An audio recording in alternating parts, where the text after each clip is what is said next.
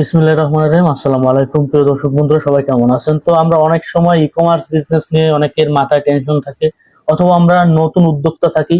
নতুন যখন আমরা ব্যবসায়িক কাজে নামি ই কমার্স বিজনেসে, তখন আমরা অনেক সময় হতাশ হই এবং অনেক সময় দেখা যায় আমরা অনেক ধরনের কোর্স করি, তারপর সেখান থেকে সফলতাও পাই না।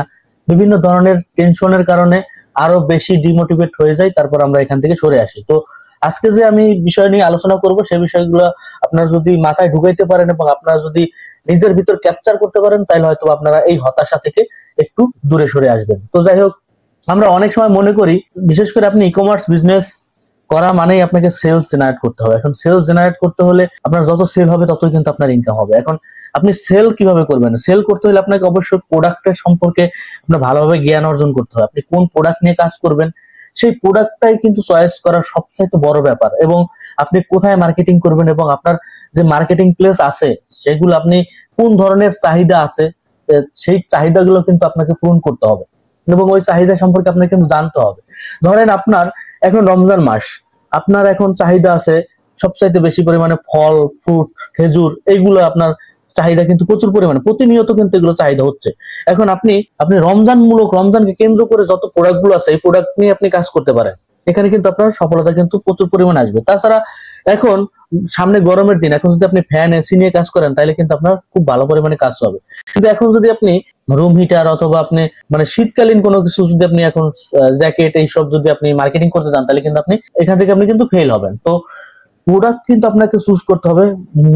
মেইন ফোকাস হচ্ছে আপনাকে প্রোডাক্ট।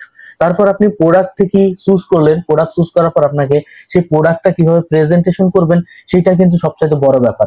এখন প্রেজেন্টেশন করার ক্ষেত্রে কিন্তু আমরা অনেক সময় ধরা খাই। দেখবেন অনেক উদ্যোক্তা আছে, বিশেষ করে নারী উদ্যোক্তা, তারা কিন্তু বেশি সফলতা পায়, কারণ তারা বিভিন্ন ধরনের কসমেটিক্স এবং বিভিন্ন ধরনের প্রোডাক্ট গুলো এবং শাড়ি চুড়ি তাদের যা দৈনন্দিন জীবনে যারা ইউজ করে থাকে সেই সব জিনিস কিন্তু তারা প্রেজেন্টেশন করে নিজেদের ভিতর, সেটা ইউজ করে তারা কিন্তু প্রচুর পরিমাণে ফুটাই তোলার চেষ্টা করে এইসব বিষয়। তারপর দেখুন তাদের সেল কিন্তু বেশি হয়। এখন আপনি যেহেতু একটা সেল উদ্যোক্তা এবং আপনি ই কমার্স বিজনেস নিজেই নিজের প্রোডাক্ট প্রমোট করতে চাচ্ছেন, সেই ক্ষেত্রে কিন্তু আপনি ওই ধরনের সুযোগটা আপনি পাচ্ছেন না। মেয়েদের ক্ষেত্রে যে সুবিধাটা তারা পায় সেটা কিন্তু ছেলেরা পায় না। তো ছেলেদের ক্ষেত্রে এই সুবিধা না থাকার কারণে এটা নিয়ে আপনার মন খারাপ করা যাবে না। আপনাকে বিকল্প কিছু ওয়ে নিতে হবে। এখন আমরা অনেকে মনে করি যে আমি অনেকগুলো প্রোডাক্ট একসাথে স্টক করলাম। ধরেন এখন বর্তমানে প্রচুর পরিমাণে চাহিদা খেজুরের, তো আপনি অনেক খেজুর স্টক করে রাখছেন, কম দামে স্টক করে রাখছেন, এখন আপনি সেগুলো এখন বিক্রি করবেন। এখন অনেকে মনে করতে পারছেন জাস্ট আমি কিন্তু খেজুর দিয়ে দেখাচ্ছি, কিন্তু আপনি তো আর খেজুর মার্কেটিং করবেন না, আপনি তো বিভিন্ন ধরনের প্রোডাক্টে মার্কেটিং করবেন। জাস্ট আমি এক্সাম্পলের ক্ষেত্রে কিন্তু এইসব কথাগুলো বলতেছি, অবশ্যই আপনারা বুঝে নেবেন, কারণ এক্সাম্পল দিলেই কিন্তু আপনি বুঝতে পারবেন যে আপনার কি করা উচিত। তো আপনি মনে করেন, অনেকেই মনে করে যে ধরেন আমি খেজুর স্টক করে রাখছি, এখন আমি এগুলো বিক্রি করবো। এখন আমি ফেসবুকে গেলাম, সেখানে যে আমি ফেসবুকে যে ডলার খরচ করে বুস্ট করে দিলাম। অনেকে কিন্তু এই ধরনের ভুল ধারণা থাকে যে বুস্ট করলেই তো মার্কেটিং হয়ে গেল এবং মার্কেটিং হলে মনে হয় আমার সেল হবে। কিন্তু মার্কেটিং আপনার ঠিকই হবে, মার্কেটিং হলে কিন্তু সেল হয় না। সেল যদি আপনার জেনারেট করতে হয়, আপনার অবশ্যই প্রোডাক্ট তো অবশ্যই সিলেক্টেবল ভালো হইতে হবে। সিলেক্টেবল হয়ে যাওয়ার পর আপনাকে অবশ্যই সেই প্রোডাক্টটা কিন্তু প্রেজেন্টেশন করা, মানে আপনি প্রোডাক্ট সম্পর্কে ভিডিও তৈরি করা। এখন তো বর্তমানে প্রত্যেকটা প্রোডাক্টের কিন্তু ভিডিও মার্কেটিং সবচাইতে বেশি চলে, যেটা ফেসবুকে বলেন এবং ইউটিউবে বলেন, সব ক্ষেত্রেই কিন্তু আপনি টিকটকে মার্কেটিং করবেন, সেখানেও কিন্তু আপনার ভিডিও মার্কেটিংটা কিন্তু বেশি চলে। তো ভিডিও মার্কেটিং যেহেতু ভালো চলে এবং ভিডিও মার্কেটিং এ সবচাইতে ভালো সফলতা পাওয়া যায়, সেই ক্ষেত্রে আপনাকে ভিডিও, আপনার যে প্রোডাক্ট সেই প্রোডাক্টের ভিডিওটা কিন্তু তৈরি করতে হবে খুব ইউনিকেবল এবং খুব আকর্ষণীয় ভাবে। এখন এই প্রোডাক্ট তৈরি করা বা প্রোডাক্ট নিয়ে ভিডিও তৈরি করাটা নিয়ে কিন্তু অনেকের ভিতর অনেক প্রবলেম দেখা যায়। তো আমি বিগত অনেকগুলো ভিডিও দেখাইছিলাম, সেখানে মোটামুটি একটা ধারণা দিয়েছিলাম। তো আপনাদের রেসপন্স তেমন পাইছিলাম না, যার কারণে আমি পরবর্তীতে আর এইভাবে আগাই নাই। কারণ চাওয়া যদি আপনাদের না থাকে, তাহলে সেই জিনিস নিয়ে আসলে ঠেলাঠেলি করা আমার কেমন যেন লাগে, যার কারণে আমি পরবর্তীতে আর ওই ধরনের ভিডিও নিয়ে আগাইনি। তো দেখলাম যে তারপরেও আমাকে অনেকে নক করলেন যে ভাই ই কমার্স নিয়ে অনেকের জানা আগ্রহ, অনেকেই আমাকে অনেকভাবে মেসেজ করলেন যে ভাই আমি তো ই কমার্স বিজনেসে একদমই অনেক অবস্থা করুন। অনেকে বললেন আমাকে, দু একজন আমাকে তাদের হিস্টোরিটা বললেন, শুনে আমার খুবই খারাপ লাগলো। তারা এমনকি পেইড মার্কেটিং ও করলো, যেটা আমি বললাম, ফেসবুকে গিয়ে তারা বিভিন্ন ধরনের পেইড মার্কেটিং করার চেষ্টা করলো এবং সেখানে গিয়েও তারা ফেল্ড হলো।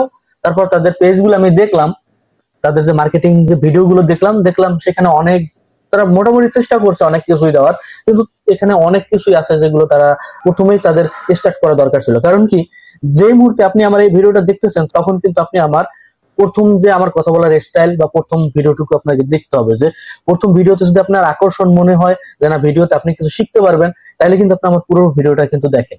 তো এই পুরো ভিডিওটা যদি দেখাতে হয় বা আপনাকে যদি আকর্ষণ বোধ করাতে হয়, তাহলে কিন্তু আমাকে প্রথম যে 30 সেকেন্ড আছে 30 সেকেন্ড কিন্তু আমাকে আকর্ষণীয় বোধ কিছু কথাবার্তা বলতে হবে। তো তাদের ভিডিও মার্কেটিং এর ক্ষেত্রে যেটা দেখলাম, যদিও শর্ট ভিডিওর মার্কেটিং ভিডিও মোটামুটি 1 মিনিট 1.5 মিনিট হয়, তো আপনাকে অবশ্যই 20 সেকেন্ড 30 সেকেন্ড, প্রথমের যে 30 সেকেন্ড সেই 30 সেকেন্ড কিন্তু আপনাকে খুবই আকর্ষণীয় ভাবে হইতে হবে এবং আপনার ভিডিওটা হইতে হবে একদমই গর্জিয়াস।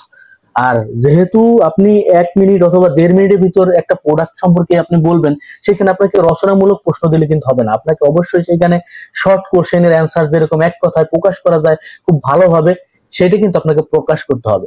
তো এই ধরনের সমস্যা কিন্তু আমাদের সবারই আছে মার্কেটিং করতে গেলে। এই ধরনের প্রবলেম আমাদের সবাই ফেস করি, এমনকি আমি যখন প্রথম এই ধরনের মার্কেটিং করতে আসছি তখনও কিন্তু আমাদের এই ধরনের প্রবলেম গুলো হচ্ছে।